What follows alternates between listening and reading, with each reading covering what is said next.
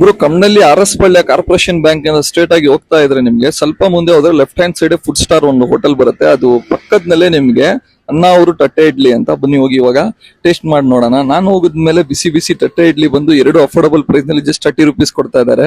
2 ಇಡ್ಲಿ 1 ವಡಾ ತಗೊಂಡೆ ನಾನು.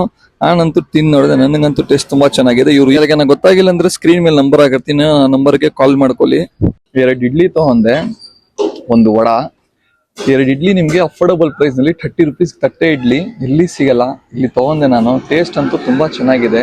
ಆಮೇಲೆ ಒಂದೊಂದು ನಿಮ್ಗೆ ಅಫೋರ್ಡಬಲ್ ಪ್ರೈಸ್ ನಲ್ಲಿ 30 ರೂಪೀಸ್ ಸಿಗ್ತಾ ಇರೋದು ಬಂದು ಇಲ್ಲಿ ಇನ್ನೊಂದು ಇವ್ರದ್ದು ಈವ್ನಿಂಗ್ ಟೈಮ್ ನಲ್ಲಿ ಕಾರ್ಪೊರೇಷನ್ ಬ್ಯಾಂಕ್ ಆಪೋಸಿಟ್ ಆಗ್ತಾರೆ. ಅಲ್ಲಿ ಬಂದು ಫುಲ್ ಕ್ರೌಡ್ ಜಾಸ್ತಿ ಇರುತ್ತೆ. ಅವರೇ ಬಂದು ಮಾರ್ನಿಂಗ್ ಇಲ್ಲಿ ಆಗ್ತಾ ಇರೋದು. ಆಮೇಲೆ ಎಕ್ಸ್ಟ್ರಾ ನಿಮ್ಗೆ ಪಾರ್ಸಲ್ ಚಾರ್ಜ್ ತಗೊಂತಾ ಇದ್ದಾರೆ, ಒಂದು ಕಂಟೈನರ್ಗೆ 10 ರೂಪೀಸ್. ಅದನ್ನು ಕೊಟ್ಟು ಒಂದು ಟೈಮ್ ಟ್ರೈ ಮಾಡಿ ನೋಡಿ, ನಿಮ್ಗೆ ಗೊತ್ತಾಗುತ್ತೆ.